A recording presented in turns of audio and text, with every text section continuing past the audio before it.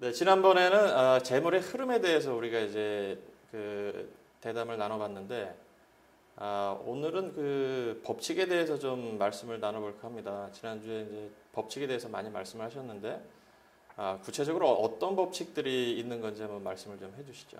네, 우리가 일반적으로 얘기할 때 뭐 흔히들 얘기하는 것이 이제 자연 법칙도 있고 영적인 법칙도 있고 또 생활 속에서 여러 가지 그 인간관계 속에서 나타나는 법칙도 있는데 이제 CCC라고 하시잖아요. 네. 예, 대학생 선교회 그쪽에서 만든 그 사형리에서 이렇게 보면 맨 처음에 우주에는 자연 법칙이 있듯이 영적인 세계에도 영적인 법칙이 있습니다라고 시작을 하잖아요. 예. 그러니까 자연 법칙이 있고 영적인 법칙이 있다라는 얘기를 하면서 이제 복음을 전합니다. 그리고 일반 그 믿지 않는 세계 속에서 많은 사람들, 특별히 이제 사업을 해서 나름대로 영향력을 미친 그리고 계속 미치고 있는 그 상황까지 온 사람들, 이런 사람들이 뭐 나중에 그 후진들에게 얘기한다든지 뭐 인터뷰를 할 때는 얘기한다든지 뭐 글을 써서 얘기한다든지 할 때는 보면 다 하나같이 무슨 법칙 하면서 얘기를 하더라라는 것이죠. 그건 어떤 법질서 체계에서 무슨 이렇게 딱딱 잘라진 법칙이라는 것보다도 그 흐름들이 지금 마치 법칙과 같은 모습으로 나타난다라는 그런 것이 있는 것이죠. 그래서 성경에서 이렇게 이제 보면 크게 보면 이제 나중에 우리가 알게 되겠지만은 법칙이 크게 두 가지의 법칙이 세상을 움직여요. 그게 뭐냐면 첫 번째는 사랑의 법칙입니다. 그리고 또 하나는 공의의 법칙. 이 두 가지가 두 수레바퀴와 또 두 날개와 같이 하나만 있으면 안 되는 그런 아주 균형감을 가지고 움직입니다.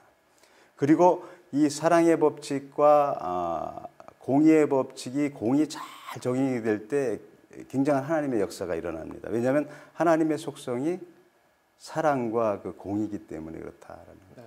그것은 이제 우리 지난번에도 얘기했다시피 창조 질서 속에서 하나님이 그 만드신 거기 때문에 공이 이제 모든 부분에도 다 적용이 될 수 있는 부분이다라고 말할 수가 있어요.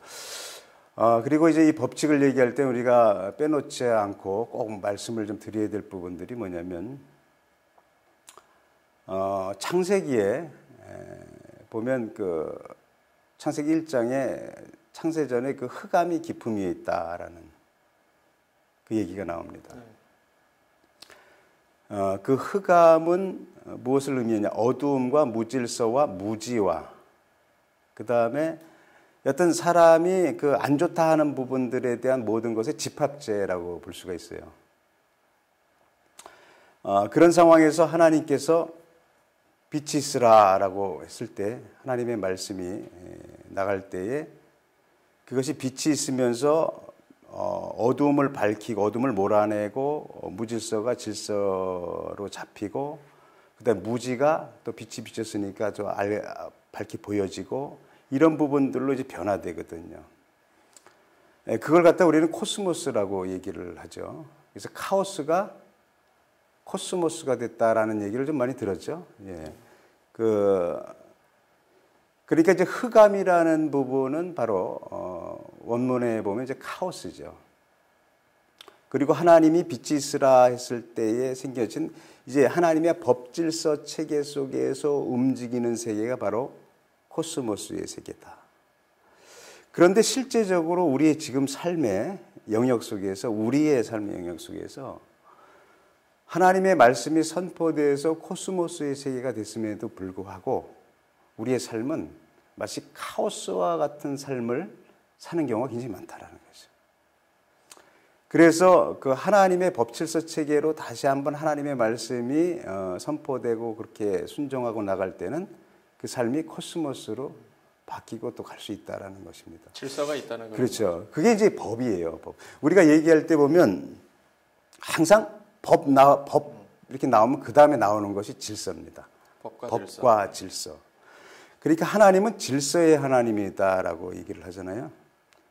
그 하나님이 질서의 하나님이라 그러면 그 질서를 만드는 근간인 법이 우선적으로 있어야 된다는 것이 당연한 것이죠. 그래서 하나님은 자기 백성, 당신의 백성, 이스라엘 백성에게 말씀을 주시면서 계약을 맺는다고 얘기를 하지 않습니까? 그걸 갖다가 이제 커버넌트, 계약, 그 계약이 결국은 뭐냐면 법입니다. 법. 그러니까 이제 그 법의 카오스가 코스모스 되는 과정도 법이고, 법질서 세계수. 그 다음에 하나님께서 이제 하나님의 백성들을 다스리는 그 부분도 이제 법이고, 우리가 보면 이런 것도 있어요. 우주라는 그 영어 단어가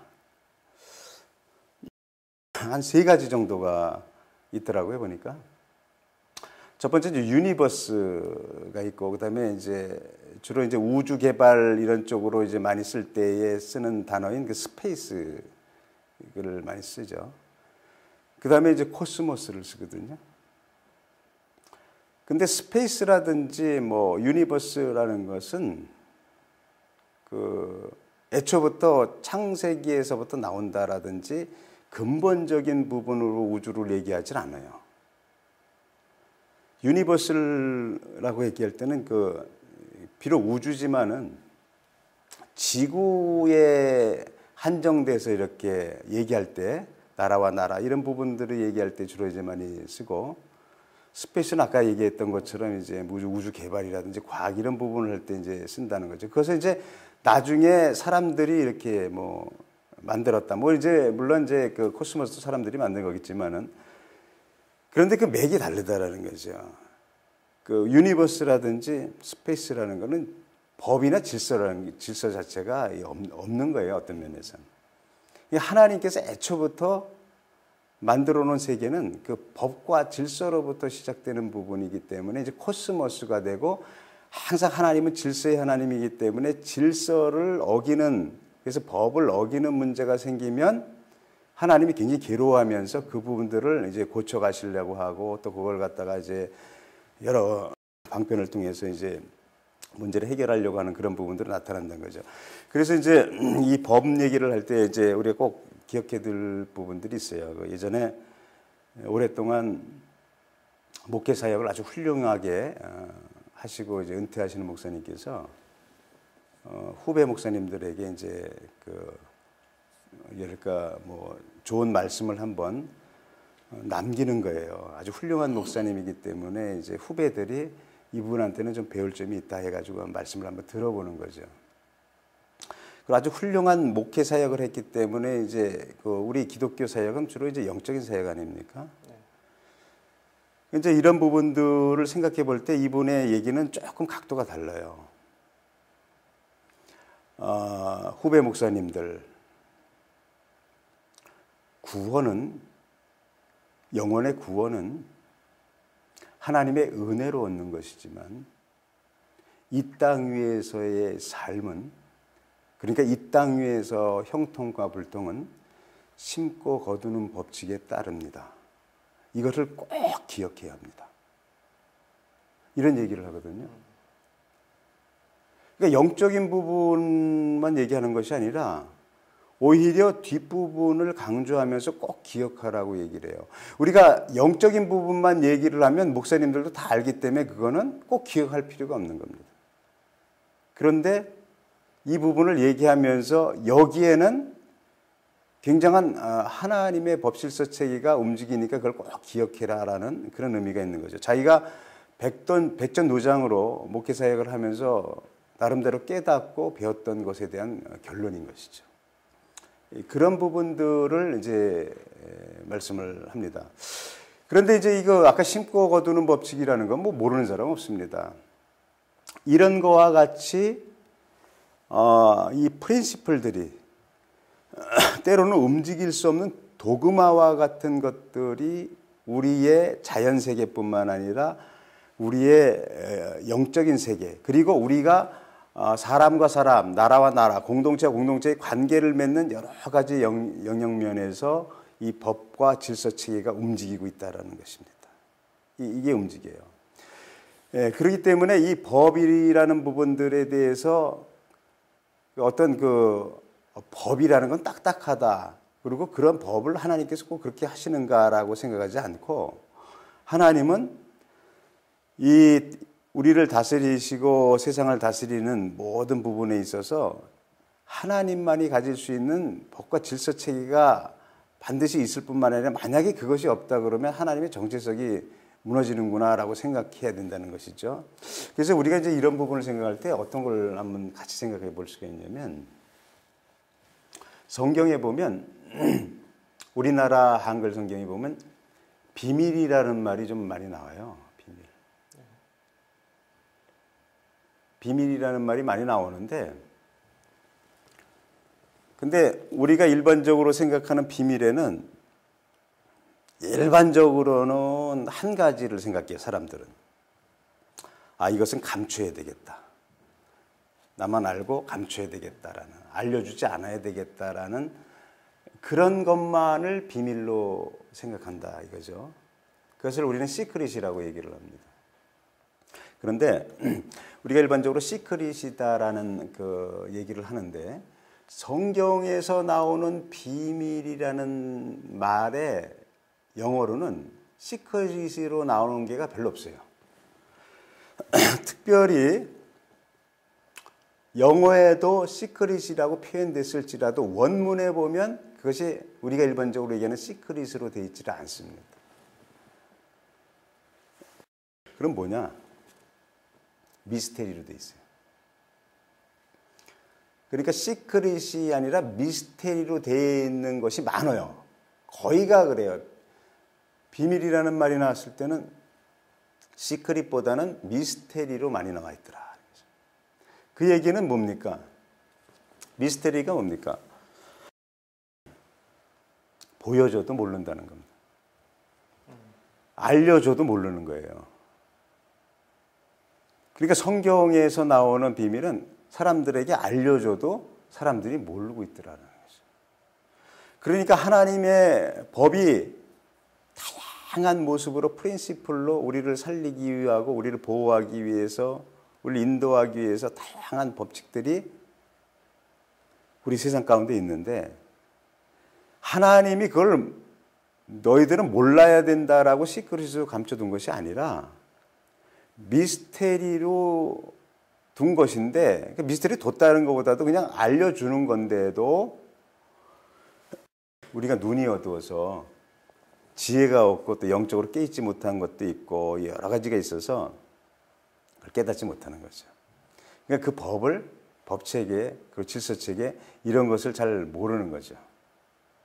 그렇기 때문에 우리가 이제 법을 얘기하면 무슨 하나님이 요즘 법, 뭐 질서 이런 거 이런 쪽으로 이렇게 좀 움직이시나 이렇게 생각을 하게 되는데 우리가 이게 시크릿과 미스테리 부분들을 잘 생각해 보면 특별히 이제 미스테리에서 하나님께서 이 미스테리를 어떻게 우리에게 보여주시냐면 계시를 통해서 보여주잖아요. 그죠? 계시.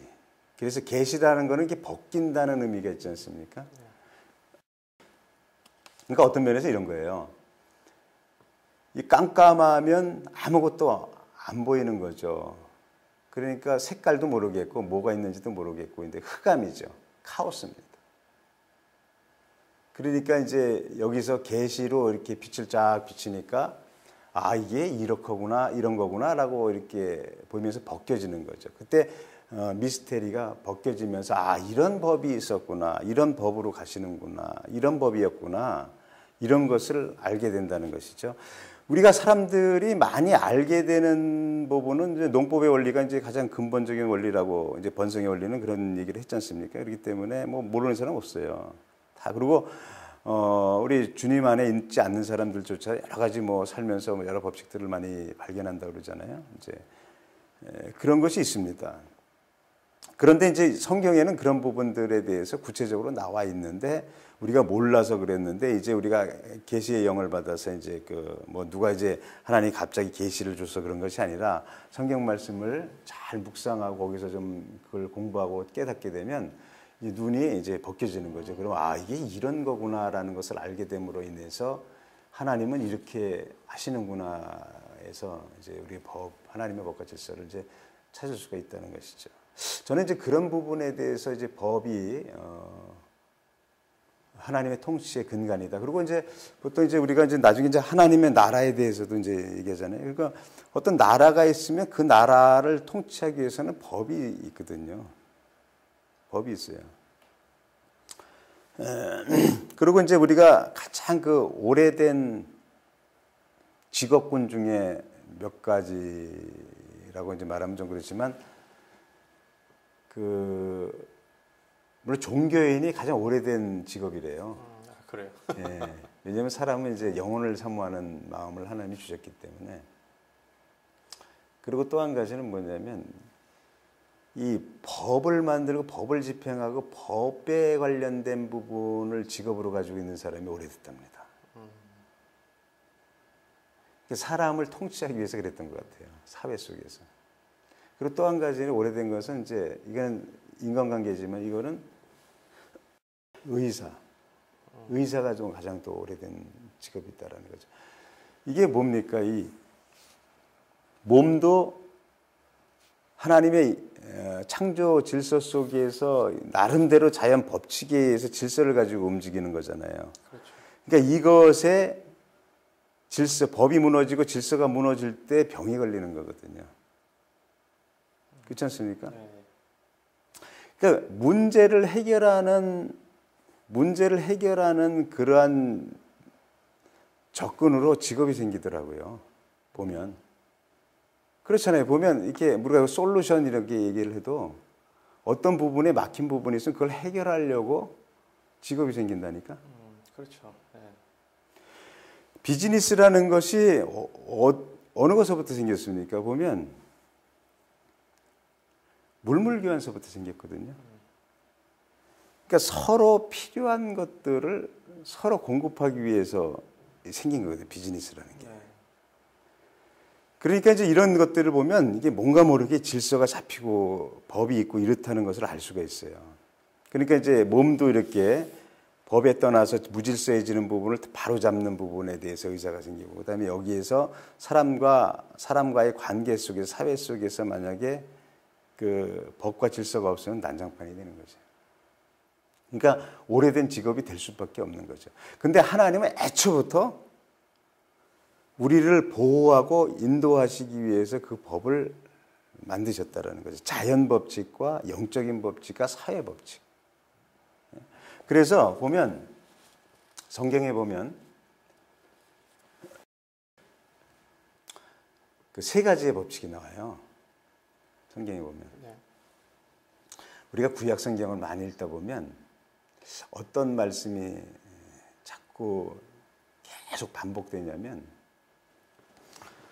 명령과 규례와 법도라는 말이 계속 반복되는 걸 볼 수가 있어요.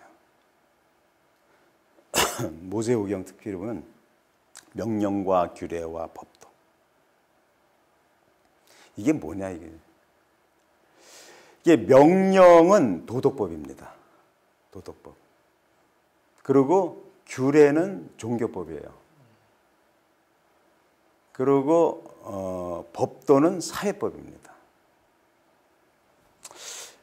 아마 이런 법을 얘기하면 지금 이게 물질하고 무슨 관계가 있느냐, 이제 비즈니스라든지 돈하고 무슨 관계가 있느냐라는데 이게 직접적으로 관계가 있습니다. 직접적으로 관계가 있습니다. 이제 나중에 좀 알게 될 텐데, 나중에도 보면 다 여기에서 원류가 나오고 여기에서 적용이 되고 여기서 빠지고 들어가고 막 이렇게 하는데, 자 보세요. 우리는 그 법을 얘기하면 도덕은 법이라고 생각을 하지 않습니다. 그렇죠. 일반적으로 이제 그 범죄에서 그 죄로 정죄한 다음에 뭐 이제 감옥에 들어간다 안 들어간다 이제 막 이렇게 판결을 내리는 이런 모든 부분들에 대해서 이제 법을 얘기하는데, 여기서는 도덕법을 얘기합니다. 그러니까 뭐냐면 하나님의 명령이 그 창조자가 피조물에게 주는 하나님의 명령이 떨어졌을 때에, 자연 만물도 마찬가지예요. 빛이 있으라 하면서 명령이 떨어졌거든요. 그러면 빛이 있는 겁니다. 그래야지 질서가 잡히고 코스모스가 되는 거거든요. 근데 하나님의 명령이 딱 떨어졌는데 도덕법이야 이거는. 그러니까 하나님과 인간과의 관계 속에서 남들이 알든 모르든 그 속에서의 유기적인 관계와 법질서 체계를 가지고 움직이는 부분들에 대한 핵이 명령이다라는 거죠. 그러니까 이 어떤 면에서는 기독교 세계관 속에서 봤을 때는 일반적으로 세상에서 얘기하는 법보다는 도덕이 더 중요한 것으로 나타납니다. 그리고 또 한 가지 이제 규례가 있어요. 규례. 규례는 뭐냐면 규례에 대한 건 주로 이제 특히 구약성경에 레위기에 많이 나와요. 네. 레위기에 많이 나오는 이유가 있어요. 레위기는 제사에 대한 것이 많이 나오지 않습니까? 제사라는 것은 뭐냐면 문제가 생긴 것에 대해서 하나님과의 사랑과의 문제가 생긴 거에 대해서 해결하는 제도예요. 그게 문제가 생겼다라는 거죠. 그러니까 하나님의 명령에 대해서 사람이 반응하는 것에 대해서 문제가 생겼다는 거죠. 근데 이걸 갖다 방치해두지 않고 이걸 해결한다는 거죠. 그래서 규례를 만들어서 그 종교법인 거죠. 그래서 제사를 드림으로 인해서 이 대가지불을 통해서 내가 하나님과의 그 관계를 회복하는 일들을 만든다는 거죠. 근데 재미있는 것은 뭐냐면 유대인들은 그 교육을 할 때, 아이들 교육을 할 때 모세오경을 교육을 시키잖아요. 토라라고 해서. 그러면 이제 창세기부터 차근차근 가르치는 것이 우리가 일반적으로 생각할 수 있는 거잖아요. 근데 이 사람들은 레위기부터 가르친다. 아, 그래요? 네. 그러니까 기본적으로 내가 하나님과의 관계 속에서 문제가 있는 부분을 먼저 짚고 넘어가는 그런 것 때문에 그런 건지 여튼 그렇게 교육을 해요. 그래서 아브라함도 어디를 가면 거기서 제단을 쌓았더라라는 얘기가 나와요. 그렇죠. 어디를 가도 제단을 쌓았더라라는 얘기는 하나님을 섬긴다는 의미도 있지만 이 어떤 뭔가 모르게 이제 회복의 의미가 있는 거죠. 그래서 이제 이런 규례가 이제 회복에 대한 부분.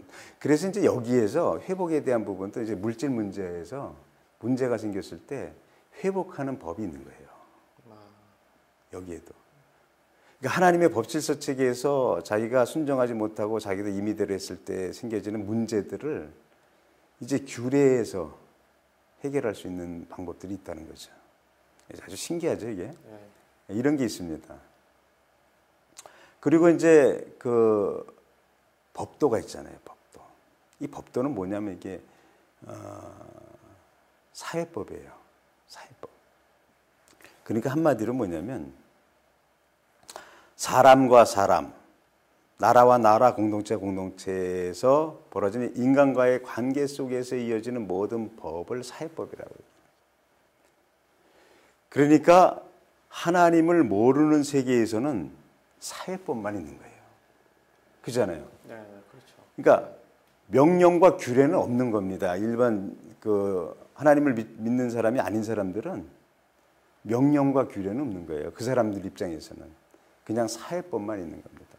그런데 사회법도 자기네들이 만든 것이 하나님이 주신 사회법이 아니다라는 거죠. 우리가 특별법하고 일반법이 있을 때에 일반법이 어떤 일반법에서 적용되는 부분이 있을 때 특별법이 상위법이거든요. 그렇죠. 특별법에 저촉이 되면 일반법은 무너집니다. 그런데 하나님이 주신 사회법이 있고 우리 사람들이 만든 사회법이 있을 거 아닙니까? 그러니까 하나님의 그 사회법이 특별법입니다. 여기에 적용돼 이게 인류 사람들이 만든 부분이 무너집니다. 그런 게 있다는 게 신기하지 않아요? 네, 글쎄 말이에요. 예, 그런 게 있어요. 그래서 우리가 그 하나님의 법으로 사회법에서 문제된 부분들을 풀어낼 수 있다는 얘기를 하는 겁니다. 이런 부분을. 그래서 이제 그 뒤에도 우리가 이제 나중에 그 강의를 하겠지만은 계속 나오는 것들이 이제 그런 부분들이죠. 그래서 이제 이런 부분은 명령은 커맨드먼트입니다. 커맨드. 뭡니까? 그래서 지상명령도 커미션이라고 얘기를 하지만 사실은 또 커맨드먼트예요. 문화명령도 커맨드먼트입니다. 창세기 1장 27절, 28절에 나오는 이제 땅을 다스리라, 세상을 다스리라 하는 부분도 어떤 면에서는 커맨드먼트고, 예수님께서 이제 마지막으로 우리에게 남겨주신 그 커미션, 더 그레이트 커미션이라고 그러잖아요. 대지상 명령도 명령이도 이것도 커맨드먼트다. 이런 거고, 또 이 그 규례는 디크리예요, 디크리. 디크리잖아요. 예. 거기에서 가만히 보면 신경이잖아요, 신경. 사도신경이 있다라는. 사도신경이. 그리고 이렇게 뭐랄까, 사람이 반드시 지켜야 될 부분들에 대한 그 뼈대 부분을 얘기를 할 때 이제 크리드라고 얘기를 하는데, 이제 크리드에서 크레도, 원래 크레도에서 이제 그게 나왔는데, 크레도가 이제 그 라틴어거든요. 나는 믿는다라는 것부터 있는데, 그 원래 디크리에서부터 이제 나오는 거죠. 그게 원래 원류가. 그러니까 이제 하나님과의 그 관계를 정립시키는 그러한 부분들에 대해서 사도신경이든 신경이 이런 게 좀 골격이 잡히는 걸 볼 수가 있어요. 그런 걸 볼 수가 있습니다. 그러니까 얼마나 중요하겠어요. 이게 굉장히 중요한 겁니다. 이게 그래서 디크리가 굉장히 중요해요. 그래서 지금 우리가 기독교인들이 예배를 드리는 부분이 디크리하고 관련이 있는 부분입니다. 그래서 헌금도 어퍼링이거든요. 네. 거기에도 관련이 있어요. 나중에 이제 세부적으로 얘기를 하겠지만은. 그리고 이제 그 사회법은 로예요, 로. 이게 로야, 로. 이게 법이란 말이야, 이제 사회법. 일반적으로 세상 사람들이 얘기하는 게 로란 말이에요, 로. 그래서 이제 그 유대인들은 이걸 갖다가 이제 그 법을, 원래 유대인들은 그 계약의 그 백성들 아닙니까? 그 법의 백성들이에요. 그렇기 때문에 법에 대한 부분을 굉장히 철저하게 연구를 하다 보니까 그 나중에 탈무드라는 것까지 나온 거예요, 사실은. 법을 잘 지키려고 노력한 거예요, 그게. 나름대로 법을 지켜보려고 하는 것이 거기서 나온 것이 이제 탈무드거든요. 그래서 이제 그러한 그 법체계 속에서 있는 뭐랄까, 이제 하나님의 명령과 규례와 법도, 이런 부분들을 다 이렇게 합쳐서, 제가 유대인이라고 얘기하면 이제 우리가 지금 유대인이라기보다는 이제 옛날에 우리 그 기독교의 사실은 기독교가 유대인에서부터 이제 시작이 된 거니까 그런 구약의 측면으로 얘기를 하는 거죠. 그래서 그런 부분을 모세오경을 중심으로 해서 그거를 이 사람들은 그 613 계명이라고 이제 얘기를 해요. 613개. 근데 그게 다 이제 그분들이 나름대로 이제 의미를 가지고 얘기를 해요. 그러니까 모세가 하나님으로부터 시내산에서 받은 것이 10계명만이 아니라 613개의 그 계명을 받았다라는 것이죠. 아, 유대인들은 그렇게. 네. 그리고 저기 10계명을 중심으로 한 그 일반 그 모세오경에 나오는 그 613개 계명은 성문법이고, written 된 거죠. 성문법이고, 그 외에도 이 사람들은 구전으로 하나님께로 많이 받았다는 겁니다. 구전. 그거를 이제 미시나라고 얘기를 하거든요. 미시나도 이제 구전으로만 쭉 왔어요. 그러다가 이제 나중에 구전으로 된 것은 절대 기록하지 말라는 법칙이 있었는데 그 법칙이 깨졌습니다. 그래서 나중에 그 랍비들이 이제 그 미시나도 기록을 합니다. 이제 거기서 이제 파생됐다기보다 거기서부터 이제 근본이 시작해서 토라하고 이제 미시나에서부터 게마라에서 막 쭉 이어진 것들을 이제 나중에 모은 것이 이제 탈무드거든요.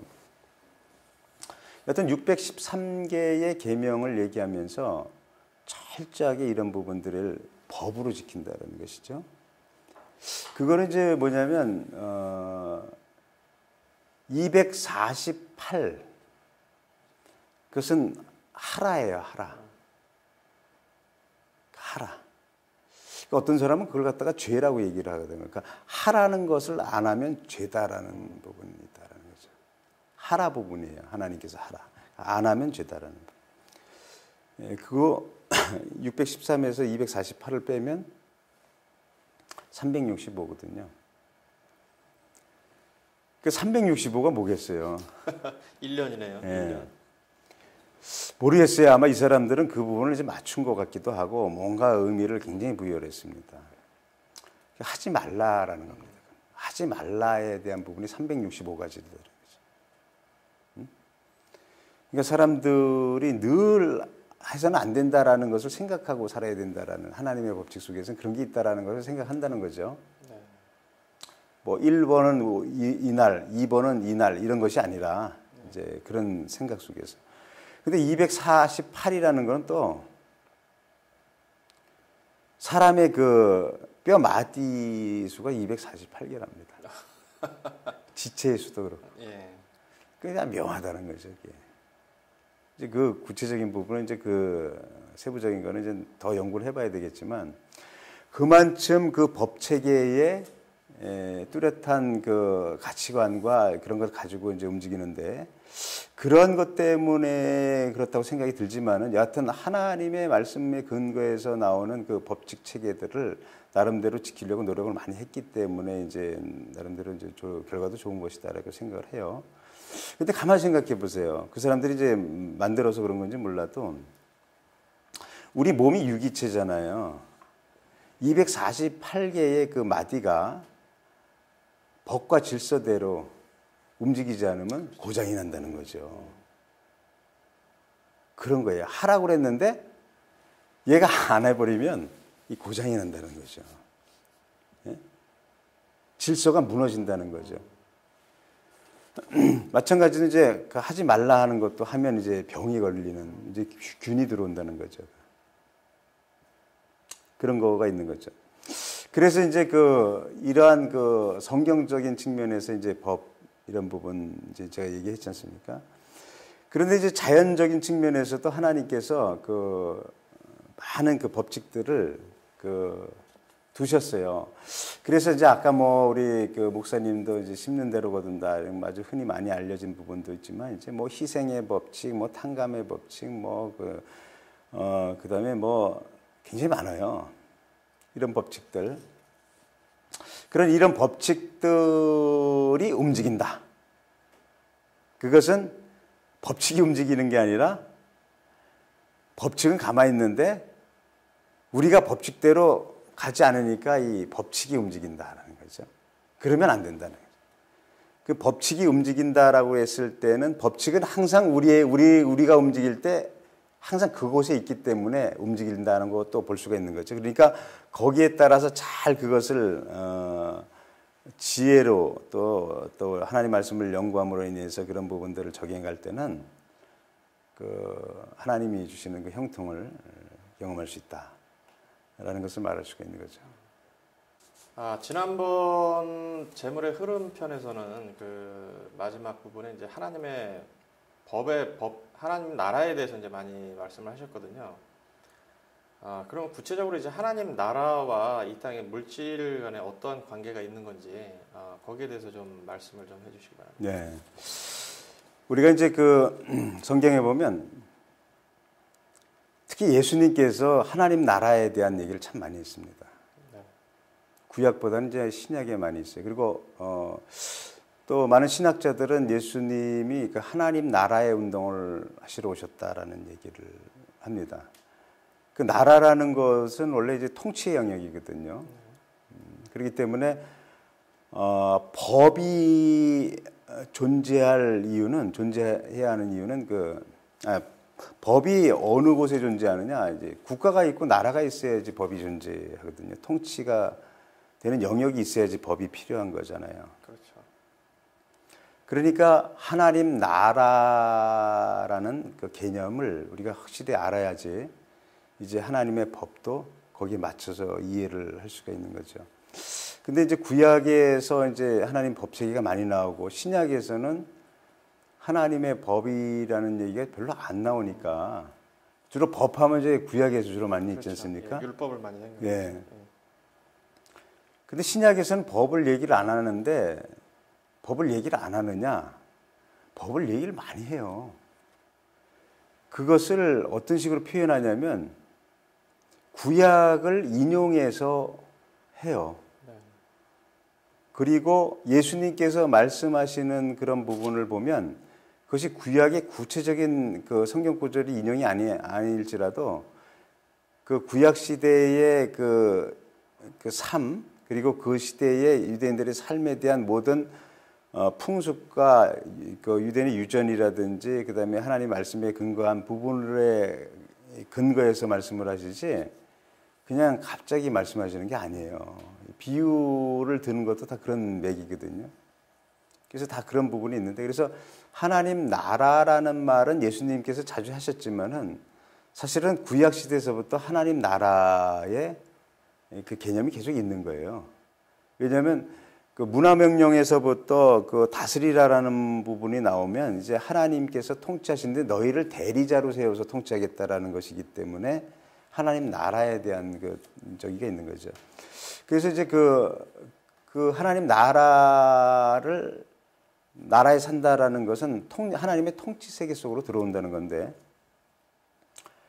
하나님의 통치 속으로 들어오지 않는 사람들을 불신자라고 얘기를 하는 겁니다. 구약 시대에도 마찬가지. 그래서 그 믿음으로 구원을 얻는다는 얘기가 신약에만 있는 것이 아니고, 신약에만이라는 부분은 좀 이상하지만 신약에서 얘기한 것이 아니라 원래 구약에서부터 원래 있는 거죠. 하박국서에서 보면 그게 나오지 않습니까? 오직 의인은 믿음으로 말미암아 살리라라는 부분들을 인용하면서 사도 바울이 믿음으로 구원을 얻는다라는 얘기를 하지 않습니까? 그러니까 그 맥을 보면 처음부터 뭐 로마서 4장에도 보면 이제 그게 나오지만 아브라함도 믿음으로 하면서 이제 믿음으로 이렇게 나오는 건데, 그 하나님의 나라라는 개념은 구약 시대에서는 하나님을 믿고 순종하고 따르는 그 나라, 그 통치 속으로 들어오는 사람들에 대한 얘기잖아요. 근데 그 가나안 사람들 있잖아요. 하나님께서 가나안 사람들을 굉장히 뭐 싫어하는 것처럼 많이 보이지 않습니까?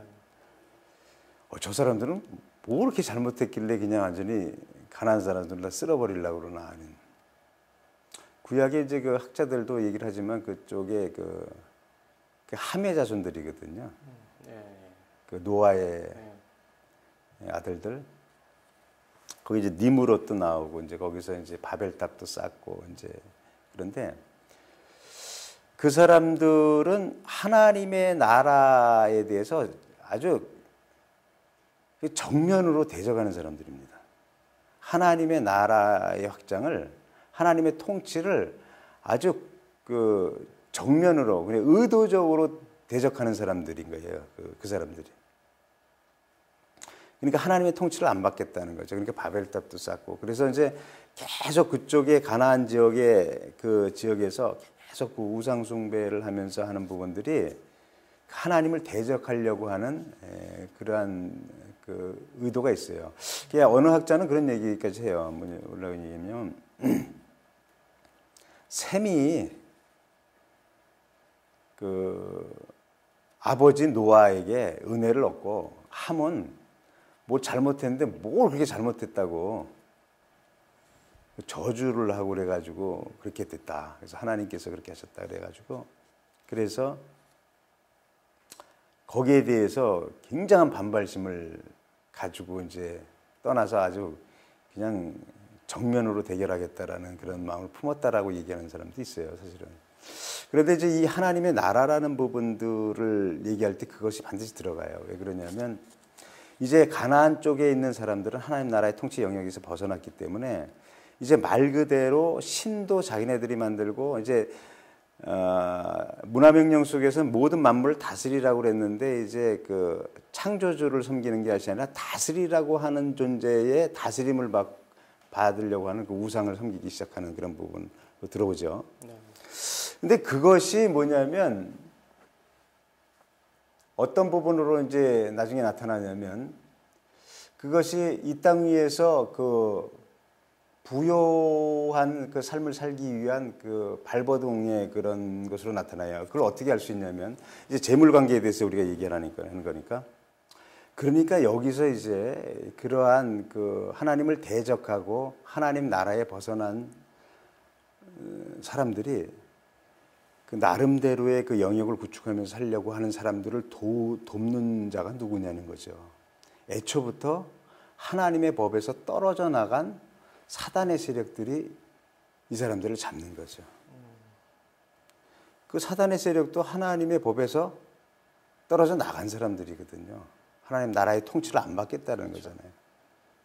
그러니까 그 떨어져 나간 사람들을 휘어잡아서 그 사람들을 이제 바알과 아세라 신이라는 그런 것에 풍요의 여신, 풍요의 남신, 뭐 이렇게 기후의 신 이렇게 해가지고 이렇게 움직이는 거죠. 그러니까 나중에 이스라엘 백성들이 이제 여호와 하나님을 섬기다 광야에서 살다가 그쪽에 그 가나안으로 들어갔을 때 왜 그 사람들이 여호와 하나님만 안 섬기고 또 바알 아세라 신을 섬겼냐면 여기는 농경의 신, 기후의 신, 풍요의 신이다라는 그 지역 이런 부분이 있기 때문에 여기는 광야에서 농사를 져봤어요. 뭐 해봤어요. 그러니까 여기에서는 또 이러한 것도 섬겨야지 우리가 이제 광야에서 살았을 때는 이랬지만 여기 있을 때는 이렇게 해야 되는 거 아니냐라는 보이지 않는 미혹에 이제 빠져든 거죠. 그러니까 여호와 하나님을 섬기지 않았던 것이 아니라 합쳐서 그냥 혼합으로 섬겼기 때문에 하나님이 진노했던 거죠. 그런 게 있죠. 그래서 이제 이런 부분에서 지난번에 우리가 얘기했지 않습니까? 사단의 세력도 하나님의 허용하에서 물질을 풍성하게 줄 수 있다.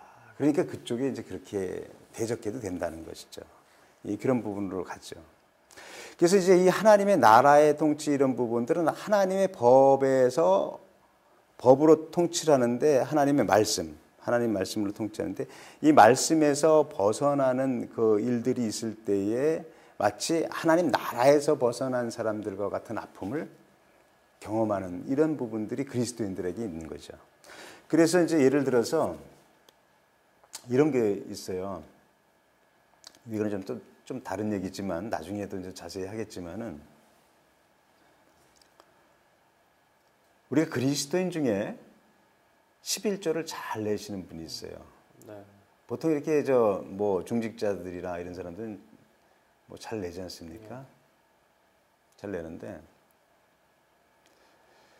11조를 막 안 내는 사람 말고 아주 잘 내는 사람, 이 잘 내는 사람이 한 3개월 동안만 의도적으로 11조를 안 해보라 이거죠.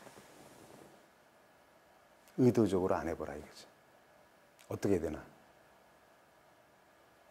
이상한 일이 벌어지는 거야. 한번 해보라고 그러세요. 나는 한번 해보라고 그런다니까.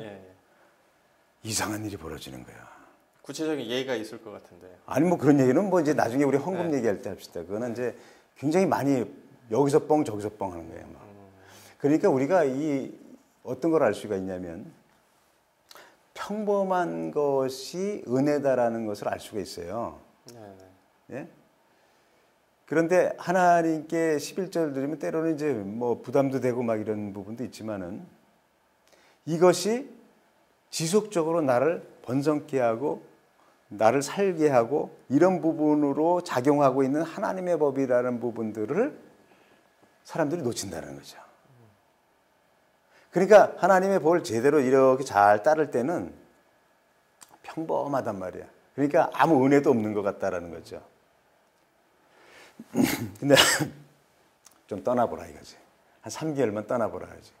그러면 하나님의 나라에 벗어난 사람과 같은 모습을 보인다. 근데 저기 하나님의 나라에 완전히 벗어난 사람은 잘 되고 있는데요. 이런 얘기를 하지 말라 이거죠. 거긴 또 다른 세계가 있으니까 지난번에 얘기했던 것처럼. 그거는 영혼이라든지 다른 이제 나중에 하나님을 떠난 사람이 잘 되는 건 저주라고 했던 많은 부분에 대한 뭐 여러 가지 영역이 있어요. 하나님의 나라의 백성은 하나님의 나라의 법을 지켜야 형통한 길로 가는 것이지 영적으로, 육적으로, 상황적으로, 물질적으로 모든 부분에 나는 이 사람들이 잘 되니까 나도 이렇게도 하고 저렇게도 해보겠습니다라고 한번 해보라 이거죠. 한번 해보라고 그러죠. 그 문제가 많이 일어난다는 거죠. 그러니까 우리는 이런 부분을 생각할 때 하나님의 나라에 대한 부분을 좀 잘 생각해야 되고, 그 다음에 그런 부분의 맥락에서 예수님도 기도를 가르쳐 달라고 그랬을 때 주기도문을 가르쳐 주지 않습니까? 그 주기도문에서 뭐라고 얘기합니까? 하늘에 계신 우리 아버지여, 그 다음에 이름이 거룩히 여김을 받으시오며, 다음에 뜻이 하늘에서 이루어진 것처럼 땅에서도 이루어지리다, 이런 얘기를 하거든요. 그렇게 하거든요. 그 뜻이 하늘에서 이루어지는 것처럼 땅에서 이루어진다는 것이 하나님의 나라의 법칙이 땅에서도, 사람들 땅에서도 그것이 펼쳐지게 되게 해달라고 먼저 기도하는 것이 우선이라는 거야. 이게. 내가 원하는 것을 먼저 기도하라는 것이 그게 아니라, 그것이 우선이 아니라, 나는 뜻이 하늘에서 이루어진 것이 땅에서 이루어지는 것이 구체적으로 어떤 건지 모르지만 내 상황 속에서 하나님이 나를 보실 때 가장 베스트한 길로 나를 먼저 인도해 달라고 하는, 나는 모르니까 그런 부분이 먼저 이루어져야 되니까 그런 것을 위해 먼저 기도하라는 것이거든요. 그게. 그러려면 그 앞부분에 그 이름이 거룩히 여김을 받지 않으면 안 된다는 겁니다. 이게 뭐냐면 그것이 통치를 받는 거거든요. 하나님의 이름 하에서 통치를 받는 거거든요. 여호와의 통치를 받는 거예요. 그러니까 어떤 면에서는 아브라함이 구약 시대에도 이렇게 쭉 보면 여호와의 이름을 불렀더라. 어디가 제단을 쌓으면서 야곱도 어디 여호와의 이름을 불렀더라라는 것은 하나님의 이름의 통치를, 하나님 나라의 통치를 받는다라는 의미가 있는 겁니다. 그런 부분에. 그게 다 무엇과 관계가 있냐면 이 법하고 관계가 있는 거예요. 법하고 관계가 있어요. 그래서 이제 이런 부분들을 얘기할 때, 나라와 그 통치를 얘기할 때 이제 그 청교도들은, 우리 청교도들이 굉장히 그 경건한 사람으로 이제 많이 알려져 있고, 실질적으로 청교도의 신앙이 결국 미국을 일으켰고, 또 그 뿌리들이 굉장히 경건한 사람을 많이 일으켰지 않습니까? 청교도들은 신앙이 어떤 신앙이냐면 하나님 나라와 그 법에 대한, 통치 경역에 대한 인식이 확실한 그 사람들이에요. 그래서 그 사람들은 하나님의 나라에 있는 백성들의 두 가지의 교과서가 있다고 얘기를 해요. 두 가지의 교과서. 하나는 성경일 거 아니에요. 그렇죠. 그 하나는 또 뭐가 될까? 하나는 생각해 볼 때 나도 그걸 보고 좀 깜짝 놀랐는데, 자연이다라는 겁니다. 자연이 교과서라는 거죠. 자연이 교과서라는 게 뭐예요? 자기 나름대로 굉장한 법칙을 가지고 잘 움직이잖아요. 자연스럽게. 그렇죠. 질서 있게 잘 움직이잖아요. 지금 요새 뭐 북극의 눈물이다, 남극의 눈물이다, 아마존의 눈물이다, 이런 것들은 뭘 얘기하는 거냐면 질서가 깨졌다는 걸 의미하는 거거든요. 그 사람이 잘못돼서 자연의 질서를 깼다는 얘기거든요. 그 눈물을 흘린다는 거죠. 그래서 그게 의문화됐지만은 사실은 그 피조물이 사람 때문에 탄식한다고 그러잖아요, 로마서에. 그래서 우리가 구원을 얻고 우리가 회복을 하면 피조물도 회복을 한다고 얘기를 하지 않습니까? 우리가 저주받을 때 피조물도 저주를 같이 받지 않습니까? 그런 부분이 있어요. 그러니까 이제 그런 부분을 보면 자연도 하나님의 나라와 통치 속에서 있고, 그래서 자연법칙, 법이 있는 거고, 사람도 하나님의 나라와 그 통치 속에서 이 법을 가지고 움직이게 된다. 네, 그럼 이제 우리가 하나님의 법을 따라감에 있어서 여러 가지 뭐 어려운 점들도 있을 텐데, 구체적으로 이제 어떻게 해야 되는지 한번 말씀을 좀 해주시기 바랍니다. 네. 우리가 이제 지난번에 잠깐 언급을 했지만은 그 많이 사용하는 그 성경 말씀이 이제 마태복음 6장 33절이에요. 너희는 먼저 그의 나라와 그의 의를 구하라. 그리하면 이 모든 것을 너에게 더하시리라 이런 말씀을 하는데 이 성경 구절을 교회에서 굉장히 많이 인용을 하죠. 네. 이제 뭐 교회 봉사라든지 뭐 이렇게 이제 얘기할 때. 이 부분을 한번 생각할 때 이제 우리가 마태복음도 생각하고 이제 로마서도 이제 생각을 해봐야 되는데, 일단 그 마태복음 6장 33절에 그런즉이라는 게 먼저 나오거든요. 그런즉 너희는 먼저 그의 나라와. 그런즉 그러면 이제 그러므로라는 그 의미가 있지 않습니까? 그러므로. 그런데 그 원문에는 그러므로라든지 그런즉이 아니에요. 이게 반대야. 그러나예요. 그러나. 그러나. 예. 그러니까 너희는 먼저 그의 나라 그의 구하라가 그런즉으로 시작되는 게 아니라 그러나라고 시작되는 것은 왜 그러냐라는 거죠. 그럼 번역은 또 왜 그렇게 해놨느냐 이거죠. 번역이 틀렸다는 것은 아니에요. 왜냐하면 그 앞문장을 좀 부드럽게 연결시키기 위해서는 그런즉이 부드럽습니다. 그런데 내용상으로는 그 의미가 그러나입니다. 왜 그러냐면 그의 나라와 그 의를 구하라라는 부분들이 그의 나라와 그 의는 어떤 면에서 의는 법이거든요. 법. 하나님 법이라는 테두리 속에 생각할 수 있는 부분이거든요. 그러니까 어떤 부분을 할 때에 그의 나라, 하나님의 통치의 나라와 그 법에 대해서 먼저 생각하라라는 부분을 얘기하는 거거든요. 근데 그러나가 나왔다는 얘기는 뭐냐면 그 전에 있는 부분은 아니다라는 거죠.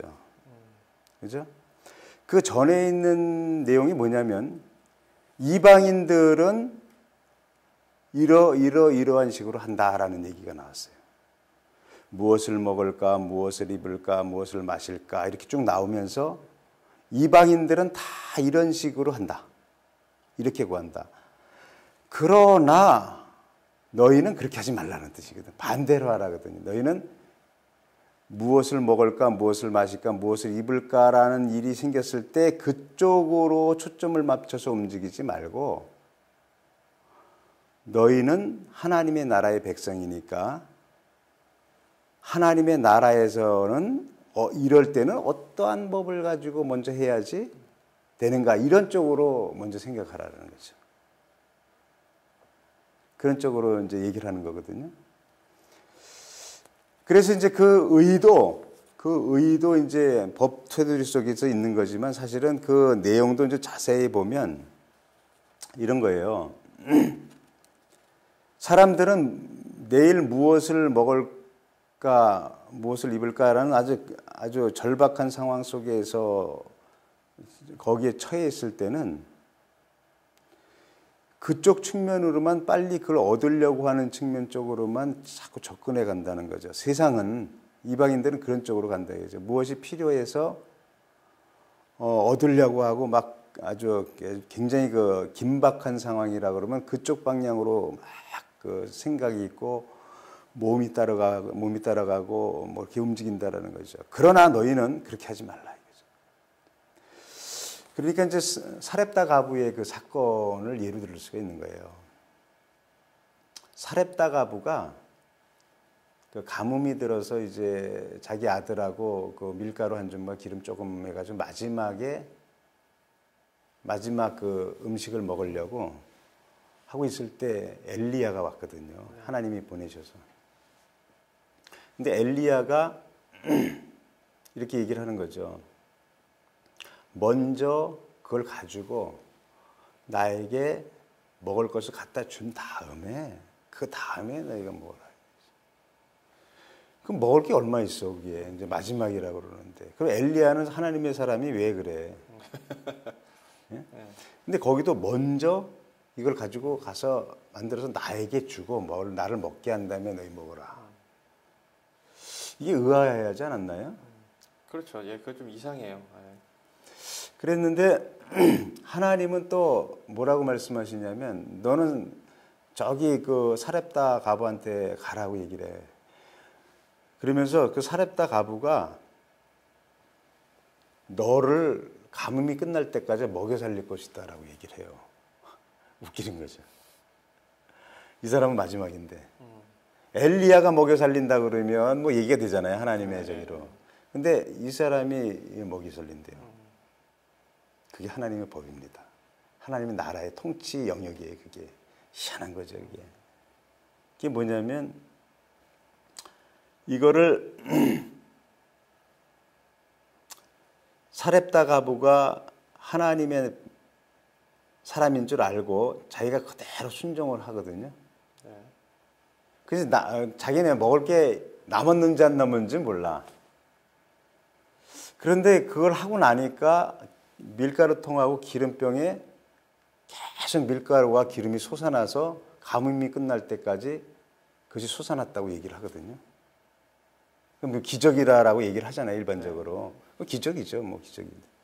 그리고 실제적으로 이 밀가루에서 계속 나니까 이 사렙다 가부가 엘리야를 먹여 살릴 수 있는 거죠. 그렇죠. 하나님의 말씀이 그대로 맞아 들어간 거죠. 이게 법이라는 거예요. 이게 원리라는 거예요. 이게 법칙이에요. 하나님 나라의 법칙. 그러니까 뭐냐 먼저 그랬죠. 먼저 내일 무엇을 먹을까 무엇을 입을까 없는 이 상황 속에서 그러려면 자꾸 내가 더 먹어야지 더 먹어야지 나 먹어야지 막 이런 쪽으로 생각하는 사람들은 세상 사람들이 하는 것이고 너희는 그 중에 마지막 거라도 사렙다 가부처럼 그 다음에 조금이라도 먼저 굶주린 사람 엘리야처럼 굶주린 사람 똑같이 너처럼 힘들고 굶주린 사람에게 먼저 그것을 줘라. 그게 그의 나라와 그 의예요. 그 의가 원어에서는 째다카거든요. 째다카라는 거예요. 그 의를 먼저 행하라는 거죠. 황당한 거지. 사렙다 가부가 똑같은 상황이에요. 지금 예수님이 그 얘기를 하고 있는 거예요. 네? 자, 그러면 이 모든 것은 너에게 더하시리라고 그랬어요. 이거 믿음 없이는 못합니다. 그렇죠. 사렙다 가부는 무슨 생각을 가지고 했는지 모르겠어. 하여튼 믿음을 가지고 한 것 같아요. 뭔지 모르지만. 하나님의 사람이니까. 그런데 이런 게 있는 거예요. 레위기 18장, 뭐 19장 쭉 보면 하나님께서 법을 만들어 놨어요. 자기 밭이 있습니다. 밭이 있는데 이제 곡식을 심었는데 이제 걷어들이가 될 때는 항상 먼저 이 모퉁이는 이렇게 선을 긋죠. 모퉁이는 먼저 선을 그으라고 그러죠. 먼저 모퉁이는 손을 대면 안 됩니다. 이거는 못 먹는 사람, 밭이 없는 사람, 고아와 가부, 밭이 없고 고아와 나그네, 도무지 양식을 얻을 수 없는 사람들이 먹는 겁니다. 그러니까 내가 걷어들이기 전에 먼저 이거를 그런 사람을 먼저 생각하는 거예요. 그게 하나님의 나라의 법칙입니다. 하나님의 나라의 법칙은 항상 희생과 사랑의 법칙입니다. 먼저 희생하고 사랑합니다. 그런 본성이에요. 그게 원리야. 그게 핵심적인 원리야. 그게 사렙다 가부의 사건도 이 원리예요. 하나님의 법이란 말이에요. 이게 본성의 법. 이렇게 해서 하거든요. 그런데 이제 그 하나님 나라의 의의가 이제 쯔다카라고 그랬죠. 그래서 유대인들은 이제 지금 정통 유대인들은 그래서 지금도 농경 시대가 아니니까 자기네 밭을 이렇게 먼저 이렇게 나눌 수가 없으니까 밥 먹을 때 항상 뭐 안식일 날 예배를 드릴 때는 이렇게 밥 먹을 때 이 모퉁이에다가 이 푸슈케라는 그 구제 못 먹는 사람을 위해서 구제 헌금 통이 있어요. 모퉁이에다 놔요. 그리고 항상 밥 먹기 전에 아까 이제 걷어들이기 전에 먼저 못 먹는 사람을 위해서 이렇게 용돈 중에 헌금을 해요. 어린애서부터 그러면서 훈련을 시켜요. 헌금을 합니다. 그리고 밥을 먹어요. 탈무드가 이렇게 응용을 해서 만드는 겁니다. 그러니까 그 법을 레위기 때 그 법을 어떻게 지킬까 지금 우리는 난 농사 안 짓는데 그래서 랍비들이 토론하고 그래서 이렇게 지켜보자 이렇게 만든 거라니까. 그러니까 어떻게 됐어요? 유대인들이 하나님의 법을 얼마나 지키려고 노력했는지 알겠죠. 그 부분에 법체계 속에서. 그러니까 이거를 갖다가 이렇게 자기 돈을 이렇게 헌금통에 딱 넣는 걸 쯔다카라 그러는 거예요. 쯔다카. 그걸 하나님의 나라 그 의라고 얘기했을 때 그 단어하고 똑같은 단어라. 하나님의 나라는 그렇게 통치된다는 거죠. 사랑과 희생의 법칙에 의해서. 그래서 이게 이렇게 정의가 되거든요. 그런데 또 이제 여기서 로마서에 보면 그래서 로마서 1장서부터 11장까지가 이제 교리거든요. 12장서부터 이제 16장까지가 윤리입니다. 보통 이제 다는 아니지만 보통 이렇게 보면 교리는 기독교 교리는 거의 영적 구원하고 직결되는 말씀이 많아요. 영적 구원 부분에 이제 교리 부분에 뼈대. 근데 기독교 윤리는 뭐 그리스도인이 이렇게 살아야 된다라는 윤리적인 측면이 많지만 결국은 어떤 것을 의미하냐면 이 땅 위에서 그리스도인이 형통하게 살 수 있는 비결들을 알려준 것이 기독교 윤리예요. 사실은 그것이 기독교 윤리라 그러면 아하 내가 이렇게 그리스도인이 마땅히 이렇게 해야 되지라는 어떤 단순한 그런 의무적인 거라기보다는 그것을 함으로 인해서 나의 삶이 형통하고 부유하게 되고 이런 원리들이 담겨져 있다는 것이. 그러니까 하나님께서는 영혼의 구원을 한 뿐만 아니라 이 땅 위에서도 형통과 부유의 원리들을 줬다는 얘기죠. 그래서 로마서 12장 1절에 그러므로 형제들아 이렇게 나온단 말이에요. 그러니까 11장까지 쭉 나왔던 부분을 그러므로 형제들아 그러니까 우리가 하나님께서 이렇게 영혼을 이렇게 구원하셨단다. 이렇게 은혜를 주셨단다. 그래서 하나님의 모든 자비하심으로 너희를 권하노니 이 얘기를 하거든요. 그러니까 하나님의 모든 자비하심의 관점은 뭐냐면 바로 1장 1절서부터 11절까지 하나님의 구원의 은혜에 대한 부분을 얘기하는 겁니다. 모든 자비하심이. 그건 은혜잖아요. 그렇죠.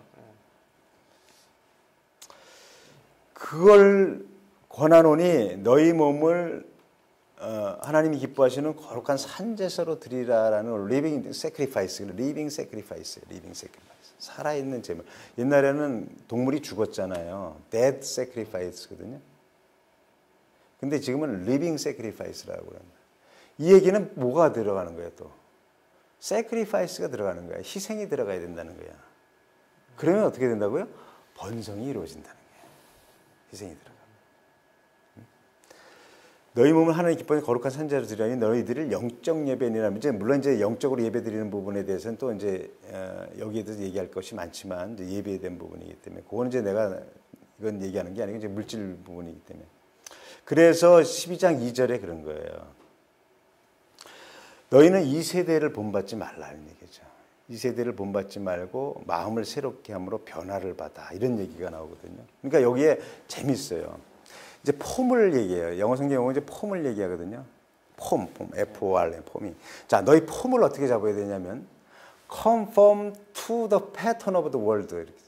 세상의 패턴에 컨펌 돼서 그쪽으로 딱 이렇게 폼을 잡지 말고 but transform, 폼을 트랜스해라 이제. 바꾸라 이거죠. 쫙 뒤로. transformed renewing 이렇게 주고 나오죠. 그러니까 변화를 해가지고 완전히 터나라 이거죠. 그러니까 너희는 먼저 그의 나라와 그 의를 구하라. 아까 그 얘기잖아요. 너희는 이런 일이 있을 때 이렇게 막 이방인처럼 가지 말고 트랜스폼해라 이거죠. 오히려 너희가 더 희생하고 드려져라는 거죠. 트랜스폼 돼가지고 변화되면 그게 이제 명령어처럼 들리잖아요. 그렇죠. 예. 이 세대를 본받지 말고 마음을 새롭게 함으로 변화를 받아 하나님의 선하시고 기뻐하시고 온전한 뜻이 무엇인지 이해하도록 하라. 그러니까 이제 명령어로 이렇게 나오지 않습니까? 근데 원문에 보면 명령어가 아닌 것으로 나오는 그 뉘앙스가 있어요. 그걸 또 NIV 성경에도 그렇게 번역이 돼 있고. 그건 뭐냐면 니네가 세상 패턴에 따라 컨펌돼 갖고 폼을 다 거기에 딱 맞춰서 세상 쪽으로 가는 방향으로 가지 말고 폼을 트랜스 거꾸로 해서 트랜스폼 해가지고 하나님의 뜻을 따라 이렇게 쫙 폼을 잡고 이렇게 가라. 그러면 하나님의 뜻이 무엇인지 기뻐하시고 온전하신 뜻, 그러니까 하나님이 기뻐하는 뜻, 하나님께서 완벽하다고 하는 하나님의 뜻이 무엇인지 알게 될 것이다. 이렇게 되죠. 알게 될 것이다. 알도록 하라라는 명령으로 아까 봤잖아요. 그러니까 알게 될 것이다라는 거죠. 그러니까 그렇게 해보면 이게 이렇게 되는구나라는 것을 경험으로 이제 알게 될 것이다. 그 사렙다 가부의 사건이 이제 그런 사건이죠. 근데 이런 예는요, 앞으로 내가 이제 계속 강의를 하겠지만 엄청나게 많아요, 이런 예는. 그래서 이게 하나님의 법이 하나님 나라와 같이 이렇게 해서 하나님의 법이 움직인다. 근데 하나님의 법이 움직이는 것이 아니라 바로 내가 어디로 가든지 하나님의 나라의 법이 항상 내가 하나님의 백성이기에 따라온다 이거죠. 그래서 언제든지 지킬 준비가 되게끔 만들어간다. 그래서 그것을 따라가야 된다라는. 그게 물질 부여의 원리죠. 이것을 좀 알아야 된다는 것입니다. 예, 오늘 이제 여러 가지 말씀들을 이제 많이 나눠봤는데 오늘 하나님 나라의 법칙의 움직임에 대해서 우리가 같이 그 얘기를 들어봤는데 결국 하나님 나라의 하나님 나라의 법칙을 깨닫고 그 법칙대로 살아야 하는 우리 그리스도인들 오늘 우리가 이제 미처 깨닫지 못한 이제 그런 내용들도 오늘 얘기를 많이 들었는데 참 감사드리고요. 오늘은 여기서 마치도록 하겠습니다. 다음에는 이제 기독교의 세계관, 성경은 이런 것들에 대해서 이제 어떻게 말하는가 여기에 대해서 다시 한번 또 좋은 말씀을 들어보도록 하겠습니다. 오늘 목사님 수고했습니다. 네, 감사합니다.